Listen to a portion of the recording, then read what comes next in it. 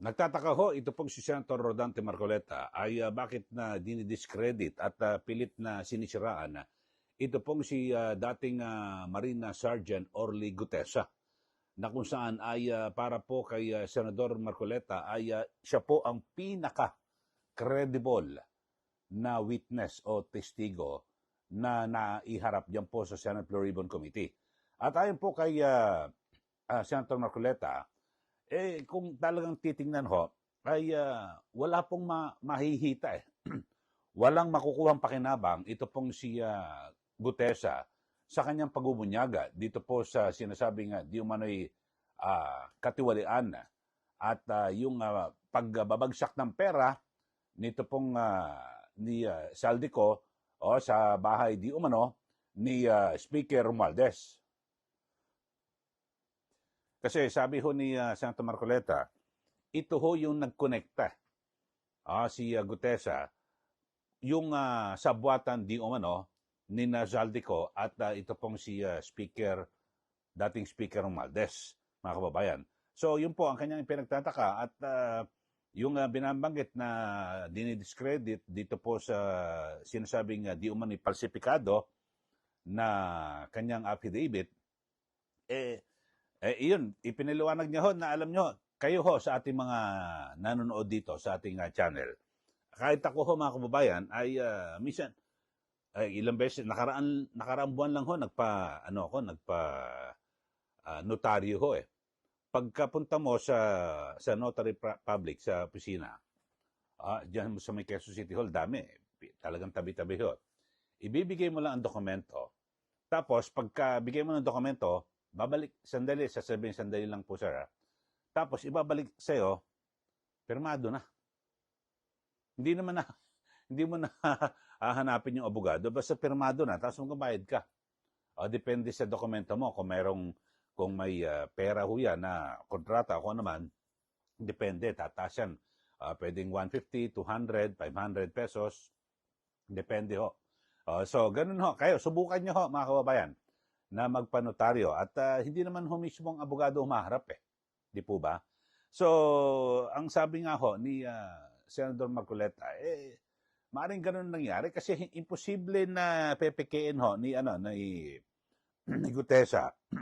Lahat to, yung mga serial number, yung dry seal, para pirmahan niya. Napaka-imposible naman ho, di po ba? Pero kasi yan po ang parang nakikita ho na nasisilip ho na dahilan para nga i-discredit ang isang witness kasi ganyan ho talaga eh. So parang pakiramdam ho ni Senador Marcoleta parang talagang pinagkakaisahan ito pong si Gutesa. At sabi ho niya ay kanyang buwelta dito po kay Senador Ping Lacson kasi ngayon 'di ba may binabanggit na talagang hindi po kapanipaniwala ito pong si si Gutesa at hindi raw po totoo na siya raw po'y kinakanlong ng Philippine Marines. Pero ang pagkakasabi, tropa eh. Hindi naman mismong buong Marine Corps, di ba? Ang sabi ay ang tropa, siguro may mga kaibigan. Halimbawa, ako kung galing man ako dyan sa Marines, siyempre may mga kaibigan ako. Yan, pwede siyang protektahan. Mga kaibigan, tropa. Yun ho, mga kababayan. So, pero dito ho, ay ano ba talagang ating direksyon? Sabi po ni Marcoleta. Ang tinutumbok natin dapat ay yung mga malalaking isda at talagang tukuyin, papanagutin dito po sa napakalawak na korupsyon dito po sa ating bansa. At yun ho ang binabanggit niya. Mamaya may nabanggit po siya na bakit hindi raw ipatawag ito hong yung dating yung dalawang staff ni dating Congressman Zaldico, itong sina John Paul Estrada at Mark Texay, na sinasabi ito raw di umano ang yan po nagsasalungsang nag-aayos ng mga pera sa maleta o ng mga cash.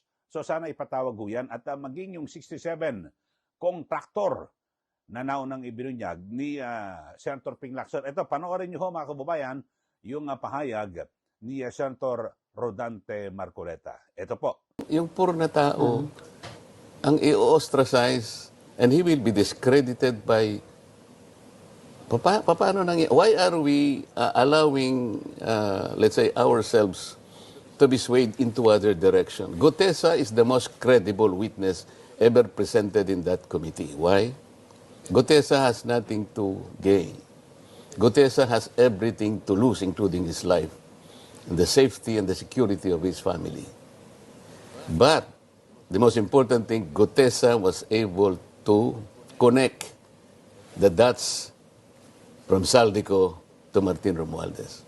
And that's the reason why there is pressure also now in the Senate to issue an invite to the House to ask former Speaker Martin Romualdez And I to welcome that. appear. So at All least, the while, I've been thinking that that is the most proper thing for the Blue Ribbon Committee to do. Why is it that all the personages mentioned by Gutesa in his sworn affidavit, like a certain John Paul Estrada, and Mark Tiksay, allegedly the ones who are receiving the money and then counting the money in the house of from the house of Saldico in Valle Verde, then to be transported in his house in BGC, and from there, yung leftovers kasi like the one he mentioned that was December 2024. Sabi niya, ito po mine-mention ko special because this is pinakamalaki pong delivery namin. You imagine 46 suitcases. Each suitcase, sabi niya, as an amount of, let's say, 48 million. How did you know 40? Kasi merong label eh, sabi niya, yung post-it. And dadalhin po namin kay Saldico sa unit niya sa BGC. Out of 46, ang ibababa namin 35 at that time. So 11 ang naiwan, 35 ang dinala kay Martin Romualdez. Bakit hindi naman ipatawag si John Paul Estrada? Ba't hindi ipatawag si Mark Tiksay? These are the ones he personally knew and sila ang nag-receive, sila ang nag-handle, sila ang nagbilang. nakausap niyo na ho ba si Senator Lacson tungkol dyan? In the concern that you have, that why didn't you send yung pwedeng isamon yan, di ba? It's a Palagi subpoena. kong sinasabi. Unang-unan, bago kami nag-iwahiwalay, ba't hindi mo ako patawag si Saldico? Alam mo, sabi, nagtagal ka naman dyan eh. Don't you know the interparliamentary courtesy? He was preaching to the choir. Of course. Sabi ko, are we violating interparliamentary courtesy if we simply invite him? No. I invited Toby Chanko and Correct. I was the chairman. And he appeared. He appeared, and twice he appeared. Ba't ayaw mong tawagin? Ba't ayaw mong tawagin, for example, the initial 17 congressmen mentioned by the Discayas. 17 congressmen. Hindi man lang niya ipatawag kahit isa.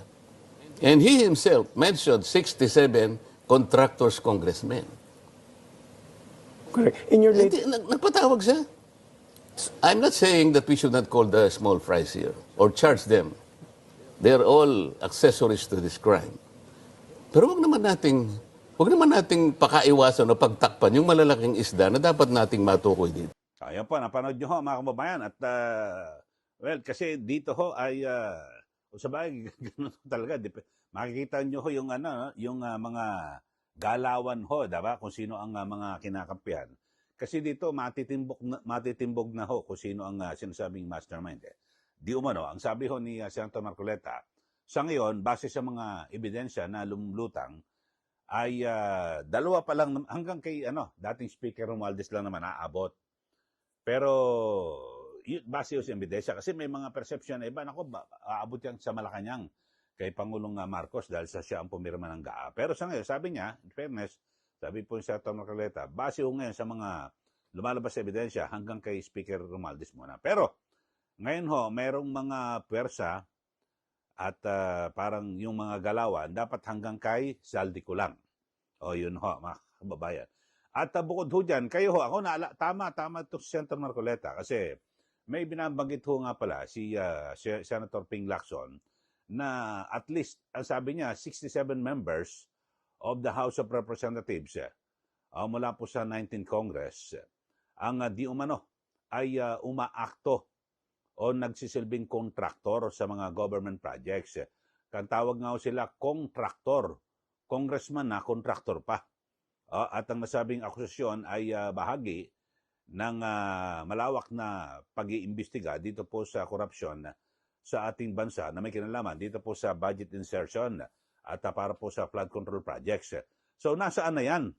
So ni isa man ho sa 67 na contractor na naunang binabanggit po ni Senator Ping Lacson hindi niya raw ho ipatawag. At halimbawa, yung aligasyon lang din ho ni ng contractor na sina Diskaya, yung 17, ni isa man daw ho wala hong ipinatawag doon Kasi may mga aligasyon, di ba? Binanggit ka sa affidavit yun ang basihan. Butsara kung basta ipatatawag mo, wala namang basihan. So yun po ang binabanggit at ikinakatwiran ni Senator Rodante Marcoleta. So kayo ho sa ating mga kababayan at taga-subaybay dito po sa ating channel, ano pong masasabi nyo rito? Magbigay na po kayo ng comment at huwag nyo rin pong kalimutan na i-like at i-share. At sa mga bago lang po sa ating channel, mag-subscribe na po kayo. Ito, ulitin ko ho mga kababayan. Nakikita ko ho yung punto ni Senator Marcoleta na ito hong si Gutesa, wala po siyang mahihita rito Wala po siyang makukuha ang pakinabang. Kundi, pwede pa siyang matalo na ilagay niya sa panganib yung kanyang pamilya at ang kanyang mismong buhay. Kasi kahit na maipakulong man niya sila, tinutukoy niya sila Speaker Romualdez at Zaldico, ano magiging pakinabang niya? Yayaman ba siya? Yung pera ba na nakulimbat mapupunta sa kanya? Hindi ho di po ba? So, yun lang ho, kasi isa sa mga ganyan, ano motibo mo? Ang motibo niya rin para umayos po ang Pilipinas. Pero siyempre, kadalasan yung mga ganyang mga testigo, yung sinasabi, nagiging motibo, parang, di ba, pera o ano man. Wala ho Wala po siyang makikita Wala siyang makukuhang pakinabang dito ho, di ba? So, yun lang ho ako. Tapos, nagtataka rin ako, bakit wala pa rin naipatawag? O yung mga detalye na sinasabing kontraktor, na congressman kontraktor pa, nasaan na? Kasi yan po ang isa sa talagang nagpalawak ho, di ba, ng katiwalian sa ating gobyerno na kung saan ay halos lahat po ng mga distrito, di ba? At kanya-kanya kuha sila ng project o ng pondo tapos dadalhin sa flood control. So napakalawak na humako bayan at halos lahat po ng mga proyektong pang-infrastruktura. Hindi lang ho flood control, pati sa mga kalsada na yan. Lahat tulay. May mga bumagsak na tulay Tapos yung ngayon pati sa farm to market roads meron na rin anomalya. So lahat po mga kababayan at kayo na lang ho. Ako mismo naranasan ko Ito binabanggit ko to madalas Diyan sa amin sa taga Quezon City ho kasi ako sa may Commonwealth Avenue mga kababayan lagi ho yan tuwing magdadaos ng State of the Nation address ang Pangulo, laging nililinis yan, ina-aspalto ho yan, July ho yan, di ba? Isang linggo bago mag-SONA, ayos na ho yan. Aspaltado na. Pero, magkalipas ng isang buwan, butas-butas na. Yung siyempre, July, tag-ulan ho yan Butas-butas na ho yung kalsada, yung aspalto. Ano ibig sabihin nun? So, mahinang klase, substandard. Yun lang ho malaking na ho yan ebidensya.